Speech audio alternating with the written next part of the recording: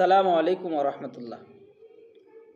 ভাই, হায়াতের জিন্দিগি অল্প। হায়াতের জিন্দিগি খুবই অল্প সময়। আপনি যেভাবেই কাটান এটা ফুরিয়ে যাবে।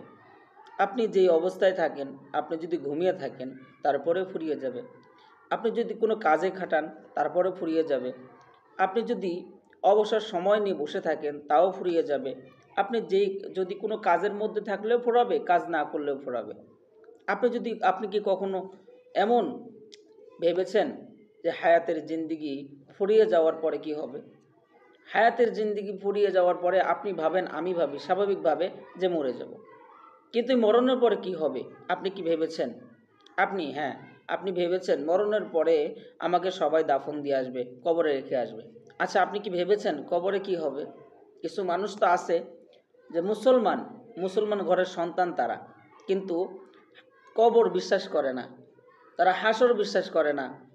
তারা কেমন জানি আল্লাহকেই কেমন জানি মানতে বাধ্য না, মানতেই চায় না। এমন আশ্চর্য কথা, আল্লাহকে মানতে চায় না। হ্যাঁ, আল্লাহকে যদি তুমি মানো বা আল্লাহকে আপনি যদি মানেন, তাহলে কিসের জন্য?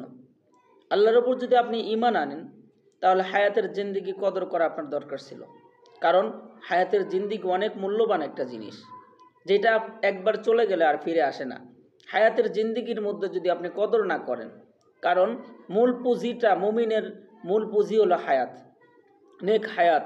এই হায়াতের জিন্দিগি হতে পারে আপনার জান্নাতে যাওয়ার কারণ, হতে পারে জাহান্নামে যাওয়ার কারণ। এই হায়াতের জিন্দিগির মধ্যে আপনি ব্যবসা বাণিজ্য আপনি সব কিছু করলেন, নিজের হিসাব সব জায়গায় সব ঠিক রাখলেন, কিন্তু নিজের হিসাবটা করার সুযোগ আপনি পাইলেন না। আপনি কি কখনো ভেবেছেন যে আপনি মুমিন, আপনি মুসলমান, কিন্তু আপনার মুসলমানিত্ব ঠিক আছে কিনা?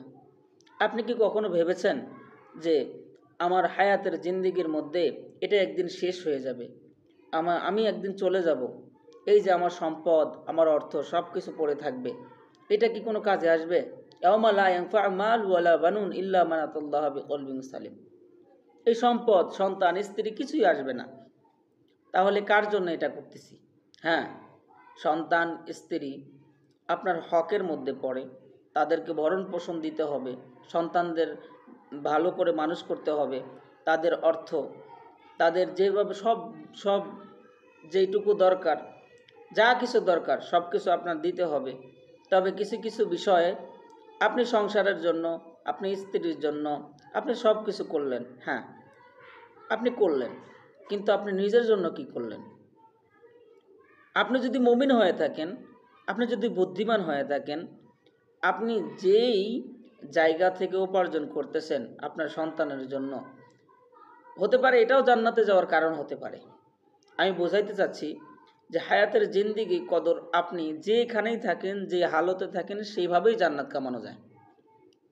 আপনি সন্তানকে মনে করেন, সন্তানকে লালন পালন করতেছেন, আল্লাহ পাক আপনাকে আমানত দিয়েছে, সেই আমানত হিসেবে আপনার সন্তানকে আপনি লালন পালন করতেছেন, আপনি কষ্ট করতেছেন, মেহনত করতেছেন। আপনার যদি নিয়ত থাকে এমন যে আমি এই সন্তানকে লালন পালন করতেছি আল্লাহর জন্য, এই সন্তানকে আমি আল্লাহর গোলাম বানিয়ে ছাড়ব, এই সন্তান আল্লাহর গোলামি করবে, আমি এইটা করতেছি আল্লাহ তাআলার বান্দা, আমার স্ত্রী আল্লাহ তাআলার বান্দি, আমার সন্তান, আমার ছেলে আল্লাহ তাআলার বান্দা, আমার মেয়ে আল্লাহ তাআলার বান্দি, আমি তাদেরকে খাওয়াইতেছি। কাল কিয়ামতের ময়দানে আমি এই সন্তানদের খাওয়ানোর বদলা নিব, অবশ্যই আল্লাহ তাআলা দিবে। ফাযকুরুনি আযকুরুকুম। বান্দা আল্লাহকে যেভাবে স্মরণ করবে ঠিক ওইরকমই মনে করবে। আপনি যেভাবে স্মরণ করবেন আল্লাহ আপনাকে একইভাবে স্মরণ করবে। আপনি যেই হালতে থাকেন, আপনি যেই ধারণা করবেন মালিকের ওপর, এমনকি আপনি যেই ধারণা করবেন আল্লাহ তাআলা আপনার উপর সেই ধারণাই করবেন। এখন আমার কথা হলো, আপনি যেখানেই যাচ্ছেন, আপনি যা কিছু করতেছেন, এই কাজটা আল্লাহর জন্য হচ্ছে কিনা? এই আল্লাহর জন্য যদি হয়ে যায়, যদি নিয়ত ঠিক থাকে, আপনি দুনিয়া উপার্জন করেন। আপনি মনে করেন ডক্টর, এখন আপনি চিন্তা করতে পারেন শুধু নামাজ কালাম পড়লাম, রোজা রাখলাম, আমি যে এই যে কাজগুলো করতেছি, আপনি মনে করেন ডক্টর। কি করতেছেন? একটা হলো ডাক্তার, যেটা চিকিৎসক, আর ডক্টর যে কোনো একটা ডিগ্রি থাকলে তাকে ডক্টর বলে। এখন ডাক্তার মনে করেন, মানুষকে চিকিৎসা করেন, সেবা করেন। এই সেবাটা যদি আল্লাহর জন্য হয়, যে আমি যখন তার ওপর চিকিৎসা প্রয়োগ করব, এ যখন শিফা পাবে তখন এ ইবাদত করবে, আল্লাহ তাআলার গোলামি করবে, এই যে নিয়ত করেছেন বা এটা চিন্তা করেছেন যে আমি কোনো আল্লাহর বান্দাকে সেবা করতেছি, আল্লাহ তাআলা আমাকে বদলা দিবে, এটা নিয়ত করেছেন। আর রিজিক তো ওপরওয়ালা দিবে, রিজিক তো আমার জন্য আগেই বরাদ্দ করা। আপনি যদি চিন্তা করেন, এরকম ফিকির করতে থাকেন, প্রত্যেকটা কাজের নেক আমলের নিয়ত করেন, তাহলে আপনি সওয়াব পেয়ে যাবেন। হায়াতের জিন্দেগি যা কিছু করবেন ওইটাই আমল। হায়াতের জিন্দেগির মধ্যে আপনি যা কিছু করবেন নিজের পেটের জন্য করতেছেন, কিন্তু আপনি এই দেহকে আল্লাহ তাআলার গোলামি করবেন।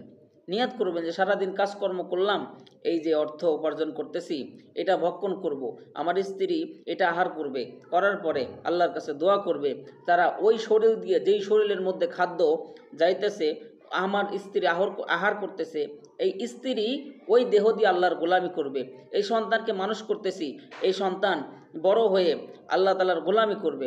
মানে যে কোনোভাবে একটা জানালা যদি করেন, ঘরের একটা জানালা করছেন, আপনার নিয়াত থাকবে এই জানালা দিয়ে আমি মাঝে মধ্যে আল্লাহ তাআলা আমাকে নিয়ামতের যেই বাতাসটা দিবে, এটা নিয়ামত, এই নিয়ামত পাওয়ার পর আমি শুকরিয়া আদায় করব, আল্লাহ তাআলার নিয়ামত দেখব। বাস নিয়াত করছেন, বাস জানালা করছেন, সব পাইতেই থাকবেন। এখন নিয়াতের ওপরে সব কিছু। আল্লাহ তাআলা তো দেনেওয়ালা, আল্লাহর কাছে কম নাই। আল্লাহর কাছে আপনি চাইলেই আল্লাহ খুশি, আল্লাহ না চাইলে আল্লাহ না খুশ। এই জন্য আমাদের উচিত সর্ব অবস্থায়, সর্ব হালতে আল্লাহর দিকে নজরে থাকা, আল্লাহর দিকে তাওয়াজ্জু হওয়া, আল্লাহর দিকে সবসময় ফিরিয়ে থাকা, যে আমার আল্লাহ আছেন, আমি এটা করতেছি, আমার আল্লাহ আছেন, এই দুনিয়া ছেড়ে আমি চলে যাব, আমার আল্লাহ সেদিন থাকবে, আল্লাহর কাছে আমার যাইতে হবে, আল্লাহর কাছে আমার হিসাব দিতে হবে, আমি এই কাজ করতেছি, ওই কাজ করতেছি, এই কাজ কি আল্লাহর মন মতো হচ্ছে কিনা, এই কাজের দ্বারা আল্লাহ খুশি হবে কিনা, এই কাজের দ্বারা আল্লাহ কি আমার উপর নারাজ হয়ে যাবে, এই কাজের দ্বারা শয়তান কি আমার উপর খুশি হয়ে যাবে, এই কাজের দ্বারা শয়তান কি নারাজ হয়ে যাবে, এই বিষয়গুলো ভাববেন। যদি এমন হয় যে একটা কাজ করেছেন, আল্লাহ খুশি হয়েছে, শয়তান নারাজ হয়ে গেছেন, তাহলে আপনি সফল। আপনি এরকম যদি মনে হয় এই কাজ করার পরে শয়তান খুশি হয়ে গেছে, আল্লাহ নারাজ হয়ে গেছে, তাহলে আপনি সফলতা পাইলেন না, আপনার এটাই ফেল, দুনিয়াতে এটাই ফেল। হায়াতের জিন্দেগি একটা পরীক্ষার জায়গা, কখনো মুসিবত আসবে, কখনো বিপদ আসবে, আপনি ধৈর্য ধারণ করবেন, আল্লাহর কাছে দোয়া করবেন, আল্লাহর কাছে সব সময় দোয়া করবেন, আল্লাহ আমি মুসিবতে পড়েছি, ওগো মালিক আপনি ছাড়া তো আমার কেউ নাই। আল্লাহ বলবে, দেখ ফেরেশতারা দুনিয়ার কোথাও যেল না, আমার কাছে এসে বলতেছে আমি বিপদে পড়েছি, আল্লাহ আমাকে রক্ষা করেন। আল্লাহ আপনি সব কিছুর মালিক, আপনি রিজিক দাতা, আপনি হায়াতের মালিক, আপনি মৌতের মালিক, আপনি সব কিছুর মালিক, ওগো আল্লাহ আপনি আমারও মালিক, আমার সমস্যাগুলো সমাধান করে দেন।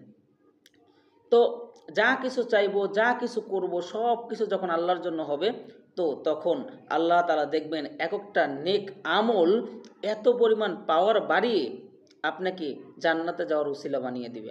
আমার মূল কথা ছিল এটা, যে হায়াতের জিন্দেগি অল্প, আমরা বুঝে শুনে চলবো। হায়াতের জিন্দেগি খুবই অল্প।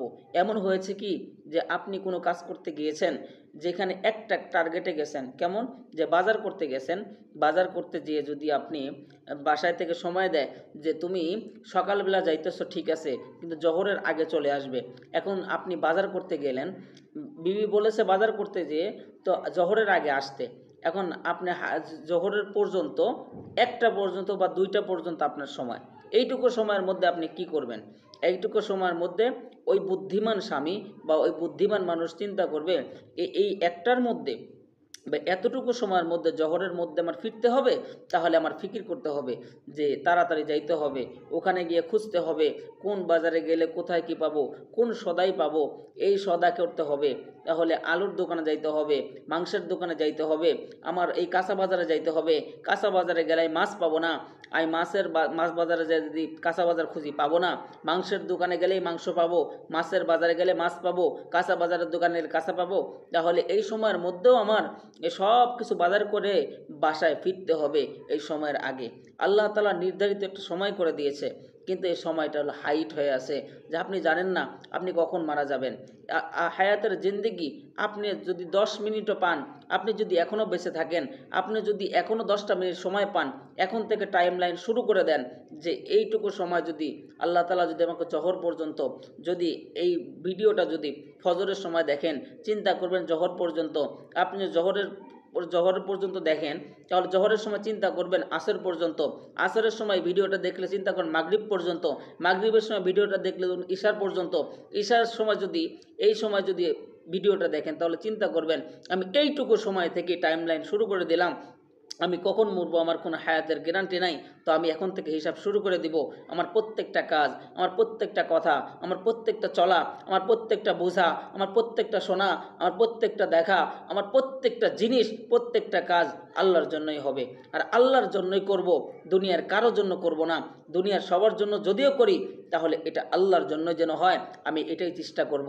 কারণ আমার হায়াতের জিন্দেগি অল্প, এইটুকুর মধ্যে সওদা করে আমার সময়ের মতো আমার ওই পারে যাইতে হবে, এই আমলের বিনিময়ে জান্নাত ক্রয় করতে হবে। জান্নাত ক্রয় করতে পারলে আমি এই দুনিয়া থেকে যখন জান্নাতে যাব তখন আমি সফলকাম হয়ে যাব, তখন আমি সফলতা পেয়ে যাব। এটাই হলো মুমিনের চিন্তা ভাবনা, মস্তিষ্ক। আপনি সারাদিন কি করতেছেন, আপনি সারাদিন কোথায় যাচ্ছেন, আপনি সারাদিন কি কাজ করতেছেন, আপনি সারাদিন কেমন হালতে আছেন, আপনি কি ভুলে গেছেন আপনি কি বেঁচে থাকবেন চিরজীবন? আপনি কি ভুলে গেছেন যে আপনি এই দুনিয়া ছেড়ে না চলে যাবেন? আপনি ভুলে গেছেন আপনি মুসলমান, আপনার কাজকর্ম কি এটা হওয়া উচিত ছিল? আপনি যখন এই চিন্তা ফিকির করতে থাকবেন দেখবেন হায়াতের মধ্যে আল্লাহ তাআলা বারাকা ঢেলে দিবে। অল্প আমল করবেন, আখলিস দীনাকা ইয়াকফিকাল আমলুল কলিল, তোমার দিনকে খাঁটি করো, তোমার দিনকে খাঁটি করো, অল্প আমলই নাজাতের জন্য যথেষ্ট হবে। তোমার ঈমানকে খাঁটি করো, অল্প ঈমান, এই যে দিন যখন মজবুত করে ধরবেন, যে পরিপূর্ণ মুসলমান যখন আপনি হয়ে যাবেন, তো আপনি এই দুনিয়া থেকে সফলকাম হয়ে জান্নাতে চলে যাবেন। আর একজন মানুষ যখন দুনিয়া ছেড়ে যখন চলে যাবে, মুমিন সফল পেয়ে যাবে, দুনিয়া থেকে জান্নাতে চলে যাবে, তখন মুমিন সফলতা পেয়ে যাবে, তখনই আপনি সফল হবেন। তবে সফল হওয়ার জন্য কিছু নৈতিবাচক কিছু কাজ আছে, এই কাজগুলো করলে প্রতিদিন নিয়ম করেন যে আজকে কোরআন পড়ব, প্রতিদিন নিয়ম করেন যে আপনি এই এতটুকু সময়ের মধ্যে কাজ করবেন। যখন এটা করতে থাকবেন ইনশাআল্লাহ আল্লাহ তাআলা আপনাকে সফলতা দিয়ে দিবে। ওমা আলাইনা ইল্লাল বালাগ। আসসালামু আলাইকুম ওয়া রাহমাতুল্লাহ।